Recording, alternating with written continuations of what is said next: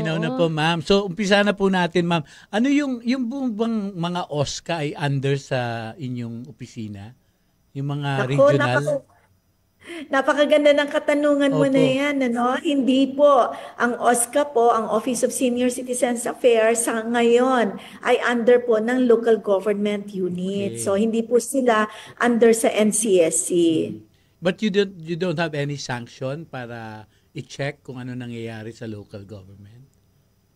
The local government units by structure is Opo. under the Department of Interior Local Government. Mhm. So ang NCSC being a national agency, we work very closely with the other national agencies at kung may Mm. mga problema, kagaya nung naririnig ko kanina na mga Yeah. problema tungkol sa mga katanungan Aba, sa ating mga narinig niyo OSCA. pala, ma'am.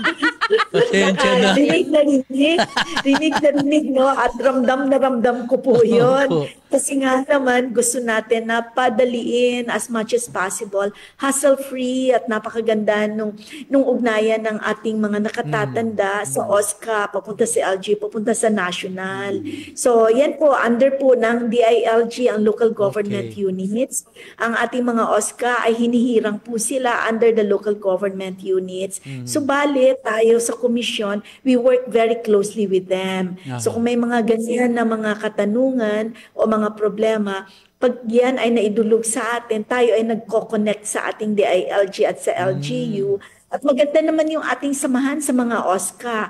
Kaya pwede naman natin silang bigyan ng guidance pagdating sa mga ganyang bagay. So is it possible pala, ma'am? Kasi through DILG, you can ask kung may problema yung ating mga seniors. Yes, that's correct. So kung meron, diretso po ang reklamo sa amin Oh. tanggapan, no? O kaya sa OSCA. Pagdating po sa amin, titingnan natin, pag-aaralan, ano kaya naging problema? Is there a breach in the protocol? Is Opo. there a problem in the process? Mm. Meron kayang hindi nagkakaunawaan o nagkakaintindihan paano ipatupad yung ating mga benepisyo? Then we connect with that particular OSCA and the LGU. Yeah. And by that, Doc, Tama po, yung si Lola kasi kanina na ating pong na-interview, prior interview po, ma'am, ay bali siya po yung nagdiwang ng 100 years, no? Tingnan ko lang yung specific po na na kanyang mensahe. ito, teka, tingnan ko lang po. Kasi isa po yun sa pinaka-pinag-uusapan ngayon, sinasabi na November 13, 1924. Si Felisa de la Cruz Paracat nagdiwang po ng 100 years. Okay naman po, no? Pinuntahan siya ng OSCA, Angono, pinuntahan siya, binigyan po siya ng certificate at binigyan lang po ng 10,000, no?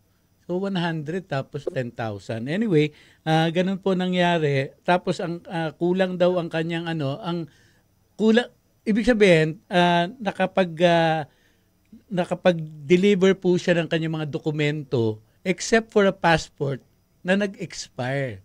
So wala pa naman pong luggage si Lola, wala siyang planong bumiyahe, pero nag-expire po yung passport. At bakit yun lang ang naging hadlang, no, para makuha niya yung 100,000?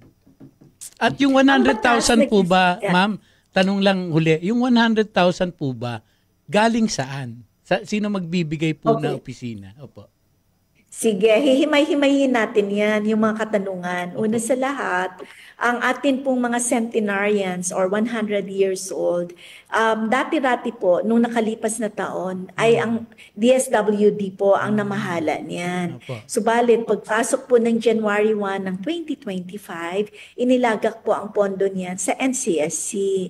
So, kung si Lola ay nagdiwang po nung November of last year, heto po ay dapat ibinigay ng DSWD, ibinaba niya doon sa LGU or sa OSCA. Okay. So yan po yung kaniyang yan po yung una. Pangalawa po, sa NCSC, ang titingnan po natin ang batas, no?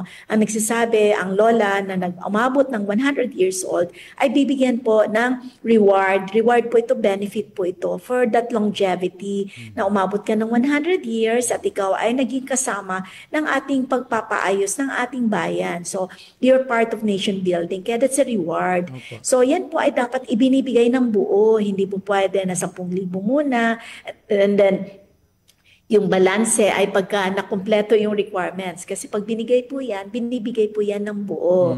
Pangalawa, yan po ay pondo galing po sa national government. Subalit, meron tayong mga local government units na kung lalo na kung may kakayahan, nagbibigay din sila ng counterpart. So meron mga areas dito sa Pilipinas na habang nagbibigay ang national government ng 100,000, ang LGU magbibigay din ng 100,000. So yan po yung nakasagot po doon sa inyong mga katanungan. Ngayon, doon sa expired na kanyang pasaporte.